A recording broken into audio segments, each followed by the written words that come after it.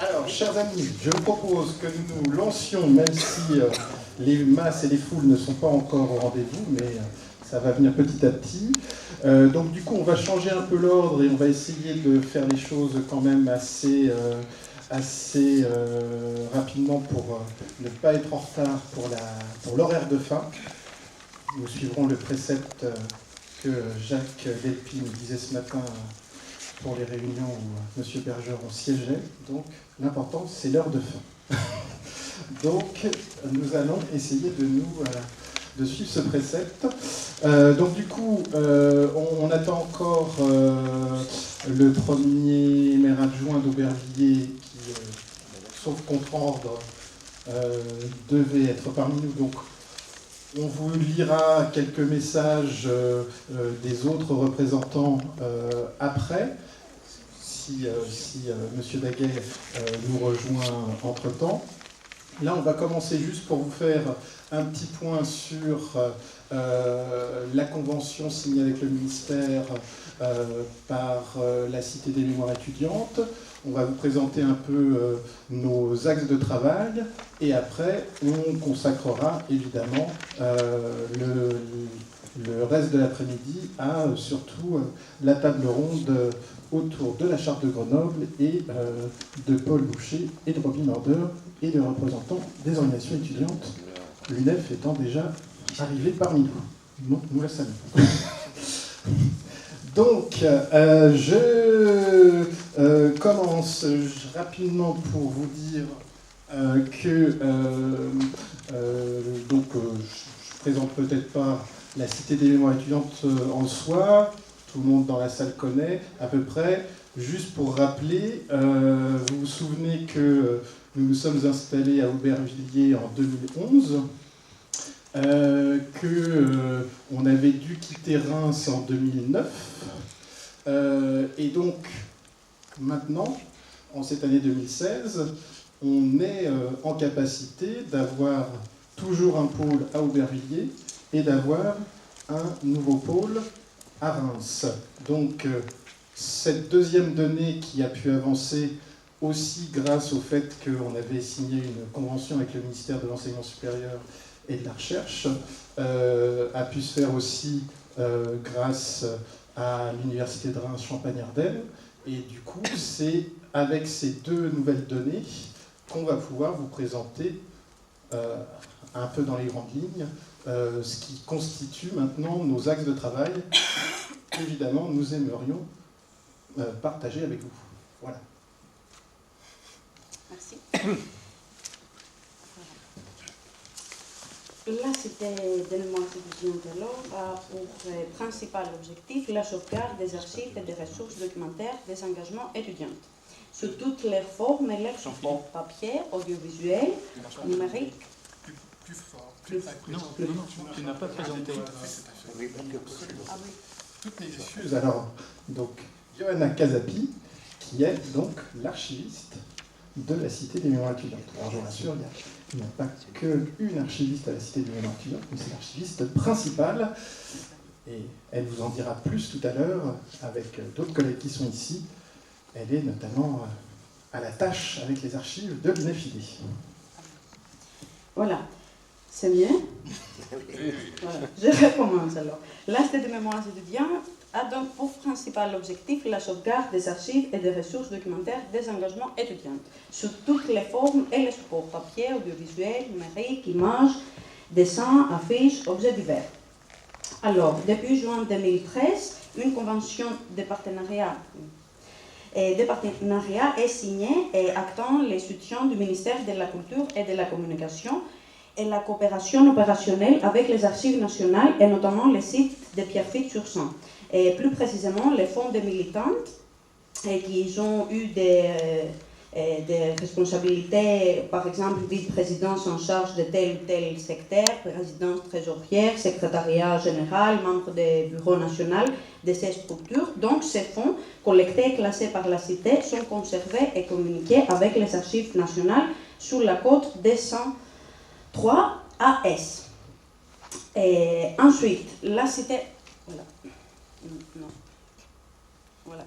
Ensuite, la Cité des Mémoires étudiantes a également pour but de collecter et classer les fonds d'archives des organisations étudiantes à vocation représentative. Et comme l'UNEF, la FAGE, PDE, UNI, Solidaire étudiant, pour l'instant.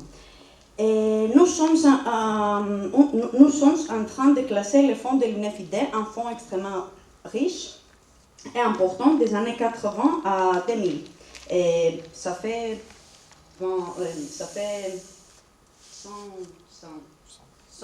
100 mètres linéaires. Et voilà. Après, l'équipe de la cité, afin de combler les lacunes parfois des archives papier, mais aussi afin de diversifier les sources pour la recherche, filmer, photographier, collecter la documentation des congrès des organisations étudiantes à vocation représentative. Nous faisons de même lors des mobilisations étudiantes importantes. C'est le cas lors du mouvement contre les premières embauches en 2006, au cours duquel on a pu être filmé certaines coordinations et assemblées générales étudiantes. Ou encore lors des mobilisations contre la loi autonomie et l'université l'année suivante. Nous collectons actuellement des mobilisations contre la loi du travail. Et voilà. Et après, on fait quoi d'autre? Voilà. Il a dit on va faire des archives. En plus des fonds d'archives, la cité, elle constitue et alimente également des fonds documentaires, des périodiques, des recueils, des brochures, des rapports, des instruments et des travaux de recherche, des ouvrages, des revues et des articles, documents iconographiques et audiovisuels, objets, etc. pour les rendre disponibles à tous les types de publics. Et les archives audiovisuelles contient une nouvelle aussi source pour l'étude des mouvements étudiants contemporains. La création des archives militantes étudiantes passe aussi par les recueils et les témoignages oraux.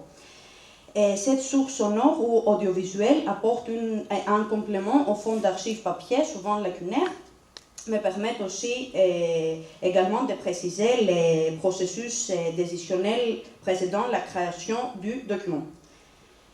Voilà. Et nous réalisons alors tous ces projets, mais bien sûr, comme vous le savez sans doute, dans nos locaux à Aubervilliers, en gardant pour l'objectif principal d'être à côté du nouveau campus Condorcet et aussi proche des archives nationales. Voilà. D'où notre présence aussi ici, mais ça on vous le redira tout à l'heure. Effectivement, la Maison des sciences de l'homme Paris-Nord, ce lieu où vous êtes, est, on va dire, le premier édifice d'un grand ensemble qui s'appellera Campus Condorcet, dont vous voyez déjà quelques panneaux de présentation. Alors là, maintenant, on va vous présenter... Excusez-moi, moi, je n'ai pas bien compris, alors. Bon. Alors, attends, on va t'amener le micro. Ah oui, parce que sinon, ça va pas... Après, on vous présentera le deuxième axe sur la valorisation. Vous êtes donc archiviste professionnel. Oui. Bon, donc vous êtes fonctionnaire. Non.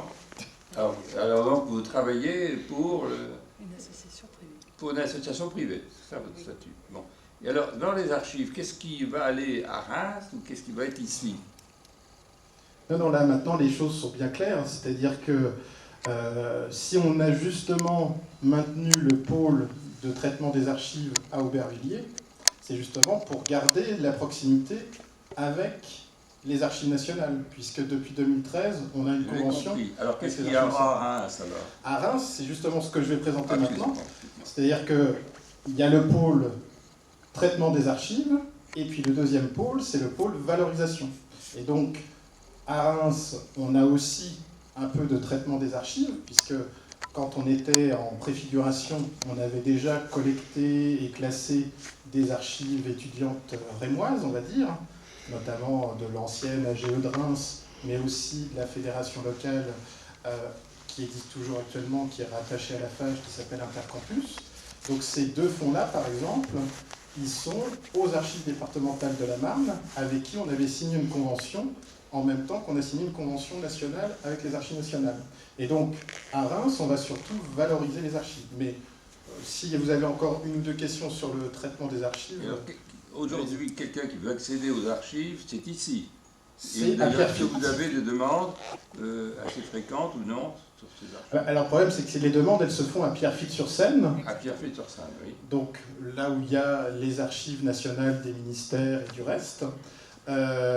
Et on n'a pas forcément un retour permanent des demandes. Donc, nous, on a parfois des retours a posteriori, soit parce que ce sont des chercheurs qu'on connaît, sinon on avait eu aussi Dominique Vallon qui nous avait fait quelques retours parce qu'il avait consulté un certain nombre d'archives pour son dernier ouvrage, mais c'est les archives nationales qui gèrent directement la chose.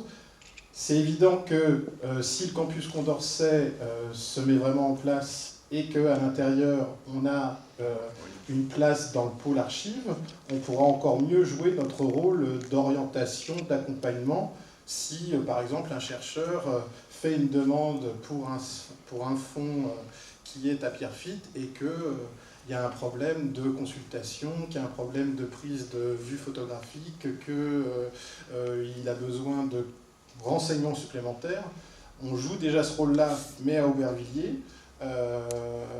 Là, si on est intégré à un pôle universitaire, ça sera plus Parce qu'il n'y a pas donc il n'y a pas de transparence complète entre les archives nationales et vous, alors. Ah, ben non, parce que on ne peut pas dire qu'on confie les archives aux archives nationales et vouloir un contrôle permanent. Non, pas un contrôle, une information, simplement. Voilà. L'informatique permet tout aujourd'hui. Ah oui, oui, oui, oui. Non, il y a, on fait des bilans tous les 6 mois, en gros. Bien, bien sûr. Voilà. Encore une question sur la partie archives. Oui, sur cette question des archives. Donc, physiquement, je me rappelle qu'au tout début, à Aubervilliers, au siège, il y avait des archives. Il n'y en a plus, donc. Si. Ah. Si, puisque ce qu'il faut bien rappeler, c'est que la convention avec le ministère de la Culture et les Archives nationales, c'est toujours à la Cité des mémoires étudiantes de trouver les moyens financiers pour collecter les archives et les classer. Et donc, Johanna et d'autres collègues archivistes puissent classer ces archives. Donc, on a ce local où il y a soit des ressources documentaires qui ne sont pas des fonds d'archives en tant que tels, ou des recueils qui, effectivement, n'ont pas la taille critique pour être considérés comme des fonds d'archives, qui restent à Aubervilliers. Et puis, surtout à Aubervilliers, tout ce qu'on a, c'est les archives en cours de traitement. Et donc, par exemple, les fameux 100 mètres linéaires de l'UNEFID, on essaye de les caser dans les locaux actuels d'Aubervilliers, mais ça commence à être un peu juste. Qu'est-ce qu'il perd en ce moment pour l'UNEFID? Alors, l'UNEFID, le classement de l'UNEFID, c'est financé par la convention ministérielle enseignement supérieur, mais ça ne couvre pas le coût complet d'un poste d'archiviste. Donc après, c'est à nous de trouver les autres subventions, de faire les montages financiers. Là, du coup, puisqu'on n'a pas commencé par les ouvertures, vous verrez tout à l'heure qu'on a un message de la sénatrice Éline Lyonnais, qui est la veuve de Jacques Salvatore. Donc on a eu des soutiens de parlementaires par biais de différentes démarches, de questions au gouvernement, etc. Et on a quelques parlementaires, comme Pierre Laurent, comme Pouria Amirchahi, comme Émeric Breillet, qui ont fléché un certain nombre de leurs réserves parlementaires vers nous pour qu'on puisse classer ce fonds de l'UNEFID et d'autres fonds. Oui, je voudrais achever le tour d'horizon physique. Donc, il y a au siège Aubervilliers ce que tu viens de décrire, et aux archives nationales, il y a déjà donc certains fonds qui sont arrivés, ça fait 2 ans. Et puis, il y avait aussi les archives déménagées de l'UNEF, les archives déménagées de l'UNEF, qui étaient dans un autre endroit à Aubervilliers. Non, un autre endroit dans le Val d'Oise, à Beauchamp, je pense. Pas celui-là? Non, celles qui ont quitté, lorsque l'UNEF nationale a déménagé récemment, il y avait eu un hébergement intermédiaire, si on va dire, fourni par la mairie, Est-ce qu'il existe toujours cet hébergement intermédiaire?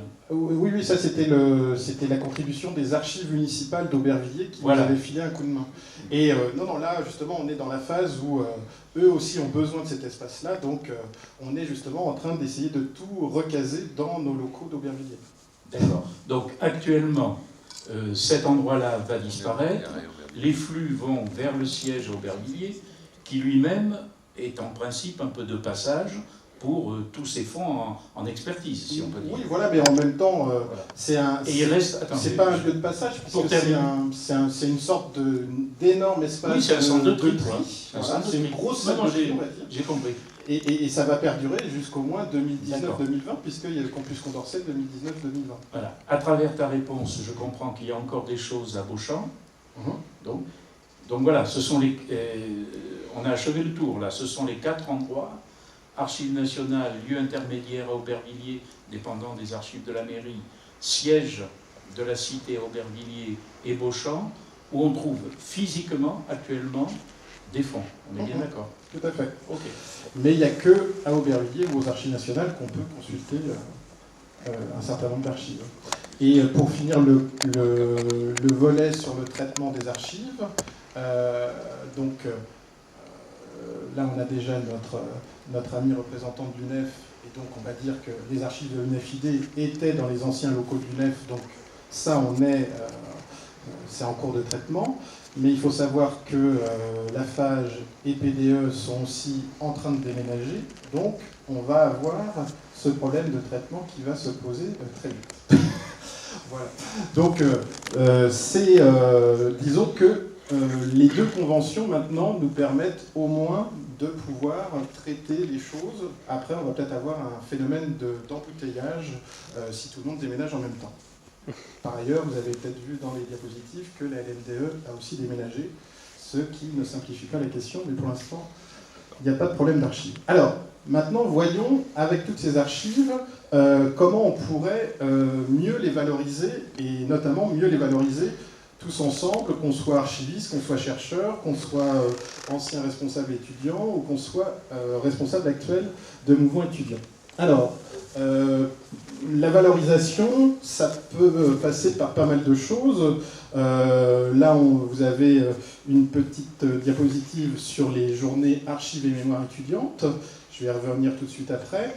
Mais vous avez aussi, évidemment, on le verra plus tard, la valorisation par la publication, par les expositions, et nous verrons ces différents modes ensuite. D'abord, les journées archives et mémoire étudiantes. Pour vous dire que, en gros, les premières, c'était la réunion qu'on avait organisée à la BDIC, pour ceux qui s'en souviennent, en 2000, qui était la première journée qui essayait de réunir les différents acteurs de ces archives et mémoires étudiantes. La deuxième, on l'avait organisée à la conférence des présidents d'université. La troisième, on l'avait organisée à Reims. Et puis, petit à petit, une fois qu'on a signé la convention avec les archives nationales, on a fait cette journée toujours au moins le 17 novembre, en référence à la journée internationale de l'étudiant. Je ne vous refais pas l'histoire, vous pouvez, tout à l'heure, vous pourrez vous plonger dans les panneaux de l'exposition au rez-de-chaussée. Cette année, on a à voir comment on peut organiser ensemble ces journées archives et mémoire étudiantes, qui donc seront les 8e du nom, donc en novembre 2016. Évidemment, puisque maintenant on essaye de marcher sur deux jambes, le traitement des archives, la valorisation, de marcher aussi sur deux pôles, le pôle alberti-villarien, puisque c'est ainsi qu'on appelle alberti-villarien. C'est comme ça qu'on appelle les habitants d'Aubervilliers. Alberti-villarien, alberti-villarienne. Voilà. Donc, nous avons le pôle alberti-villarien et le pôle rémois. Et donc, c'est aussi sur ces deux jambes-là qu'on va essayer d'organiser ces journées archives et mémoire étudiantes. Et le sujet qu'on voudrait vous proposer pour qu'on puisse avoir au moins un an et demi de travail en commun, c'est, vous savez que la première Association Générale d'étudiants a été créée à Nancy en 1877. Donc, nous, l'objectif qu'on se fixe et qu'on voudrait vous proposer aussi, c'est de célébrer 140 ans d'AGE en 2017 et que ça puisse être une nouvelle exposition itinérante qui puisse éventuellement être accompagnée d'autres initiatives. On a évidemment, en plus des différents fonds d'archives dont on vous a déjà parlé, les fonds d'archives nationaux, les fonds d'archives rémois, on essaye aussi d'accompagner des collègues qui soient archivistes ou chercheurs qui ont des fonds d'archives dans leur ville universitaire qui demandent traitement et valorisation. Donc ça sera aussi l'occasion d'accompagner ces initiatives. On a déjà repéré en souffrance les fonds d'archives de l'AGE de Clermont-Ferrand, les fonds d'archives qui peuvent intéresser aussi l'histoire de l'AGE de Brest. C'est des choses sur lesquelles on va travailler, comme on avait pu travailler sur les archives de l'AGE de Dijon, qui avait été classées avec les archives municipales.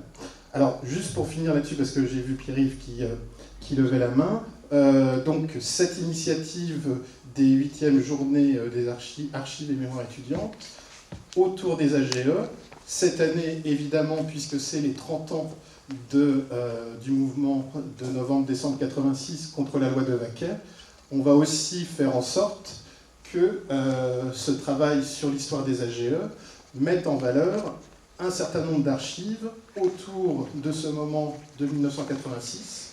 Et donc Aboubakr Chaïb, qui est juste là en train de filmer, est en train de classer la partie suivie des AGE dans le fond de l'UNAFID. Et c'est à partir de là aussi où on pourra imaginer un certain nombre de choses sur le rôle des AGE pendant le mouvement de 86. Je fais la pause puisque Pierre-Yves avait... Je crois que l'orientation me paraît pertinente, avec même une ou deux questions. Est-ce que tout de même on peut prétendre faire une analyse sur une période aussi longue? Il ne faut pas que vous privilégiez une période ou 2 ou 3 périodes. Les périodes ne sont pas toujours nécessairement, ne présentent pas le même intérêt. Et puis cela suppose, une question, mais vous êtes en train de le faire, que vous connaissiez rapidement tout ce qui est dans les archives municipales.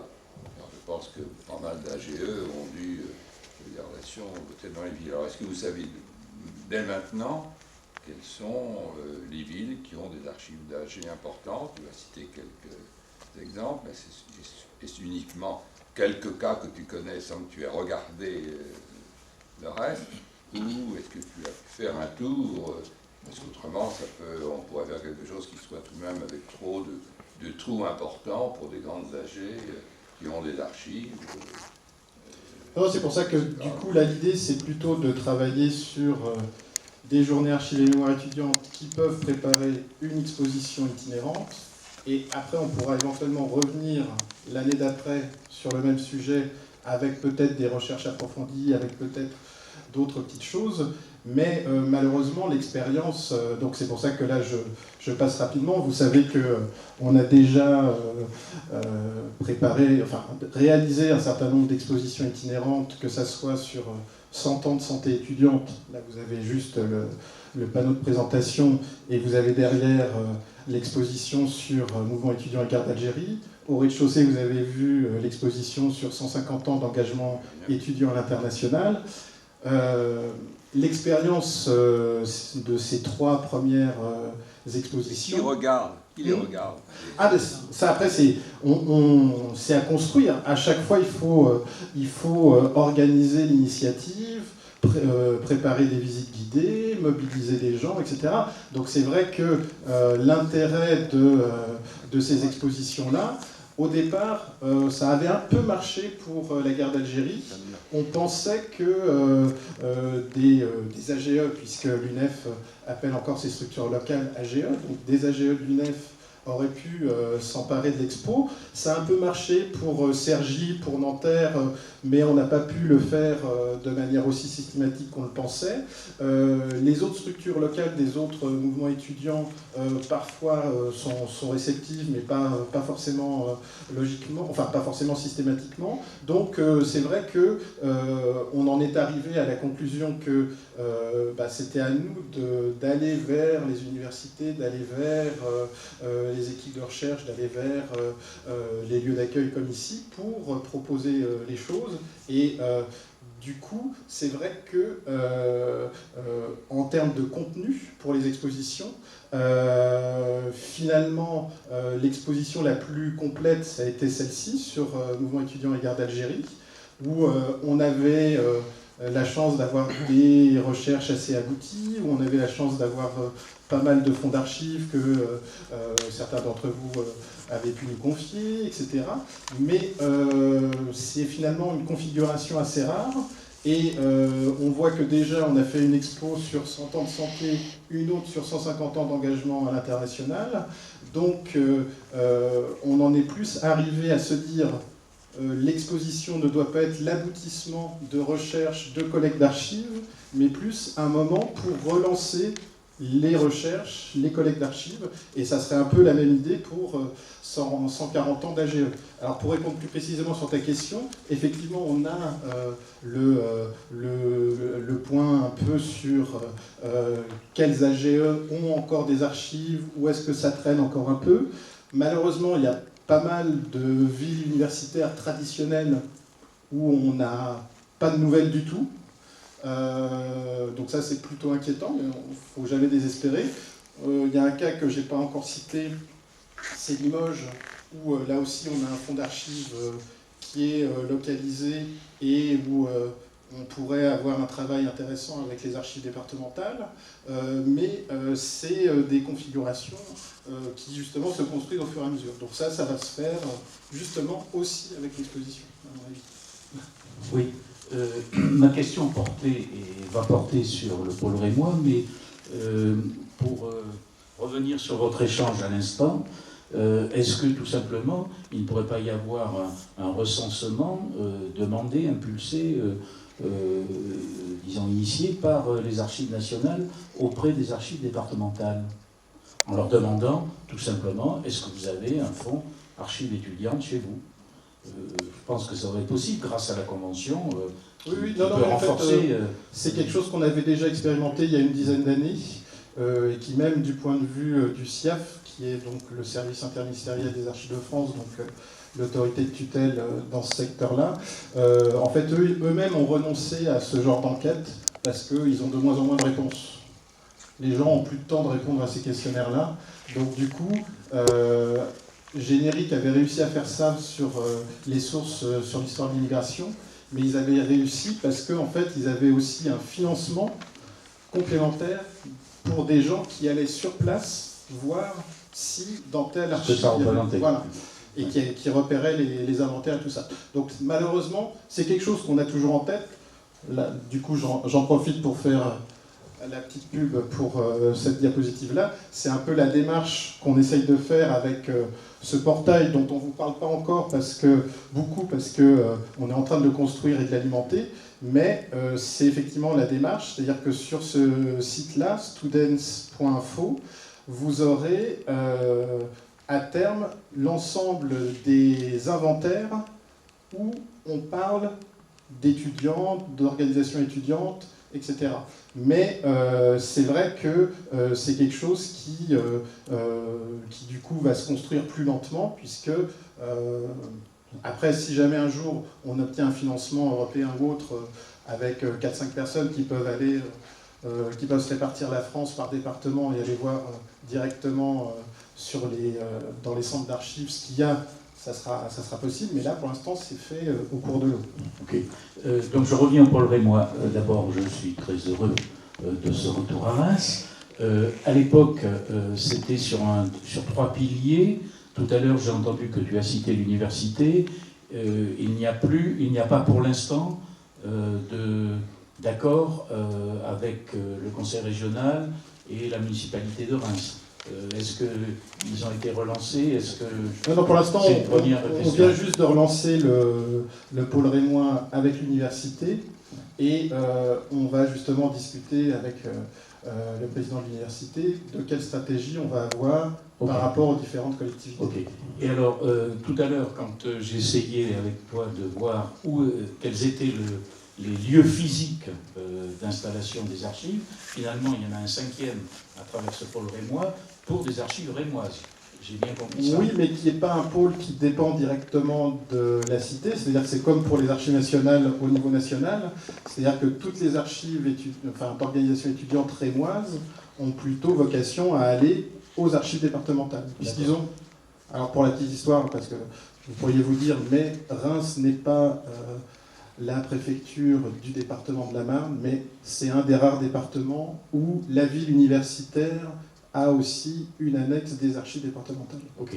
Dernière question sur Reims. Est-ce que physiquement, il y a un local dévolu à la cité ou pour l'instant c'est...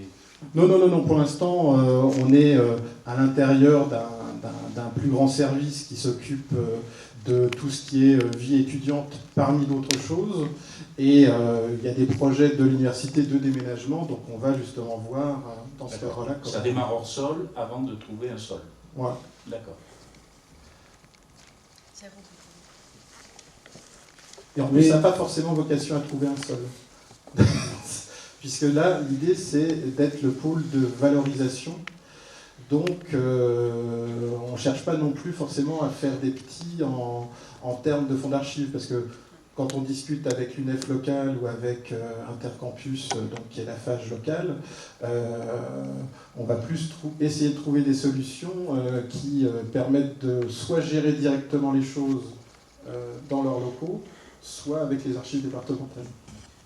Là, en fait, pour le coup, je pensais seulement à un responsable ou une personne travaillant pour la cité qui forcément sont installés quelque part. Ah oui. Ah non, mais ça, oui. Alors par contre, si. Alors ça, oui, on a, puisque moi, je suis, maintenant, comme j'étais rattaché à l'université de Reims, quand on est parti de Reims, j'étais fonctionnaire d'État détaché. Maintenant, je suis réintégré à l'université de Reims en tant que, l'intitulé exact, comme ça vous verrez toutes les casquettes, c'est chargé de mission alumni, mémoire étudiante.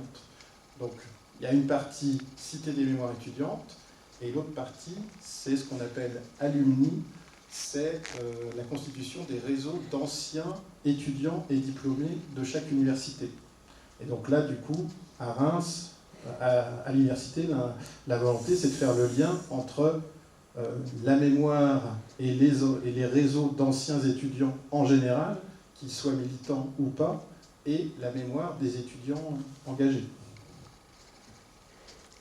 Oui, moi, en temps de transition avec ce qui va suivre, sur la table ronde, c'est rappeler tout de même que, indépendamment des fonds d'État, le mouvement social lui-même, à savoir les organisations étudiantes, peuvent tout à fait mobiliser pour accueillir les expos, faire connaître, y compris par les étudiants en histoire qui sont membres de ces organisations de mémoire, de fonds d'archives, etc.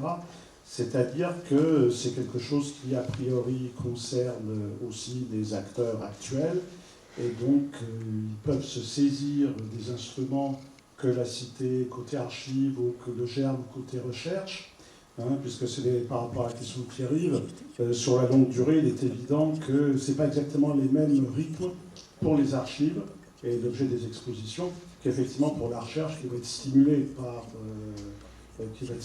par ces expositions, par ce travail.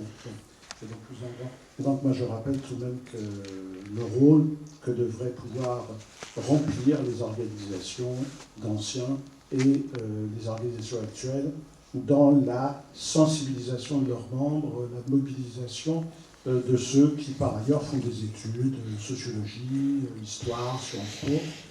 C'est pas inintéressant de commencer dès maintenant. Et alors le dernier mot de mon côté pour présenter le côté valorisation, donc c'est très bien que Rob ait pris la parole puisque c'est l'articulation avec tout ce qui peut être valorisation par la recherche. Donc évidemment vous avez vu le dernier numéro spécial des Cahiers du Germe consacré à la Charte de Grenoble. Ça fait partie, évidemment, mais ça dès le début, d'une manière de valoriser les archives étudiantes par des études précises, par des témoignages précis, et donc la valorisation de documents au même moment. Vous avez peut-être suivi, je ne sais pas si vous aviez suivi le livre bleu qui avait été sorti pour l'anniversaire de la Fondation Santé, ou Fondation Sanatorium auparavant, pour le canal historique, la Fondation Santé des étudiants de France. Donc ça aussi, ça a été une forme de valorisation et par la recherche et par la publication. Et en juillet dernier, donc, on avait eu un colloque sur démocratie et citoyenneté étudiante depuis 68, qui va être édité au cours de l'année. Donc c'est des choses évidemment qu'on va pouvoir poursuivre sur Paris et sur Reims, et qu'on va même pouvoir essayer de développer dans le cadre de cette nouvelle configuration. Et donc, vous avez bien compris, il y a un pôle valorisation, il y a un pôle traitement, mais dans le pôle traitement, il y a aussi de la valorisation, et dans le pôle valorisation, il y a évidemment aussi un peu de traitement. Mais l'important, c'est de marcher sur deux jambes et d'avancer. Je ne sais pas si tu voulais conclure sur quelque chose. Donc du coup, enfin, sauf s'il y a vraiment encore une ou deux questions qui vous brûlent les lèvres, mais je vous propose qu'on passe tranquillement au cœur de cet après-midi sur les 70 ans de la Charte de Grenoble. Là, c'est une sorte d'exemple in vivo de comment on essaye de faire en sorte que le travail sur les archives puisse servir à valoriser aussi des moments importants dans l'histoire du mouvement étudiant, et qu'éventuellement ça puisse servir au mouvement étudiant actuel, à la société actuelle, et que tout cela soit une manière de voir les archives de manière citoyenne et active. Pour être informé chaque fois qu'une nouvelle vidéo est publiée, n'oubliez pas et surtout n'hésitez pas à vous abonner. Et n'hésitez pas à nous suivre sur les réseaux sociaux.